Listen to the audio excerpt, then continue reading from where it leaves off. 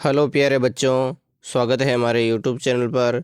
बच्चों, आज की इस वीडियो में हम देखेंगे कक्षा 4 और 5 की हिंदी कार्य पुस्तिका कार्यपत्रक 100 और आकलन 18 देखेंगे। तो आपको सबसे पहले कार्यपत्रक 100 निकाल लेना है। इसका पेज नंबर है बच्चों 136 पेज नंबर है कार्यपत्रक 100 का। इसमें क्वेश्चन नंबर रहेगा चित्र देखकर कहानी लिखनी है। जैसे कि एक चित्र में बंदर है, उसका हाथ में पतंग है और उसके नीचे एक गिलहरी है, वो भी खड़ी है। उसके पास में एक शेर है और एक जेबरा है। तो आपको कहानी लिखनी है। जैसे लिख रखी है, जंगल में सभी जानवर मिलजुल कर प्रेम पूर्वक रहते थे। एक दिन लालू बंदर एक पतंग और चरखी लेकर आया। वह पतंग उड़ाने लगा। सभी जानवर देखकर प्रसन्न हो रहे थे, लेकिन तभी पतंग की डोर टूट गई। सभी बहुत दुखी हुए। तभी काली का चील आसमान से उड़ती पतंग को अपनी चोंच में पकड़ कर ले आई और बोली, आप सभी बहुत अच्छे हो, इसलिए मैं आपकी पतंग ले आई। आओ इसे प्रेम से उड़ाएं। तो आप देख सकते हैं इन चारों चित्रों में यही बता रखा है, पतंग उड़ा रहे हैं सारे पशु पक्षी। और अब हम आगे चलेंगे आकलन 18 की तरफ। इसका पेज नंबर है 137, जो कार्यपुस्तिका का अंतिम पेज है।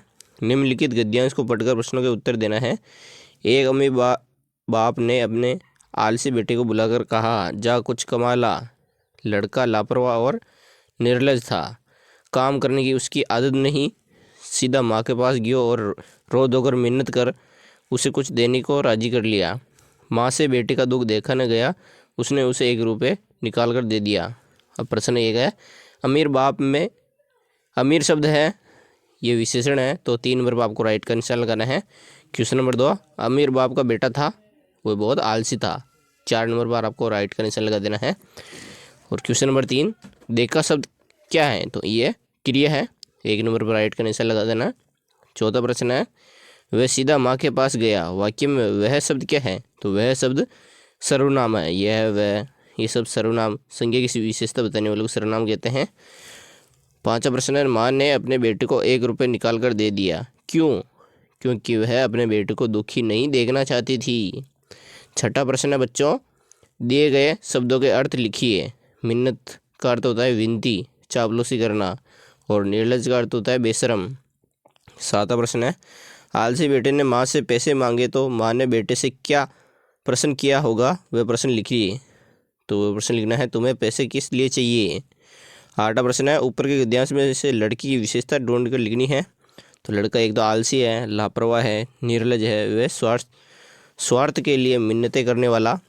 9वां प्रश्न है बच्चों, आपको विद्यालय से छुट्टी लेकर घर जाना है। इस विषय पर आपके घर से वार्तालाप हो रही है। इस वार्तालाप को आगे बढ़ाना है। जैसे आपको चिमड़े जाना है, कहीं घूमने जाना है, तो छुट्टी चाहिए, तो आप नमस्ते सर, सर नमस्ते बोलिए। आप कहते हैं सर घर जाना है। सर अभी तो समय बाकी है छुट्टी होने में। तो आप कहते हैं हाँ सर, लेकिन आज किसी कार्य की वजह से मुझे जल्दी घर जाना है।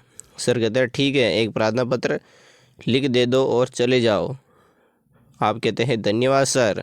10वां प्रश्न है, आपकी पसंद की कोई एक पहेली लिखनी है।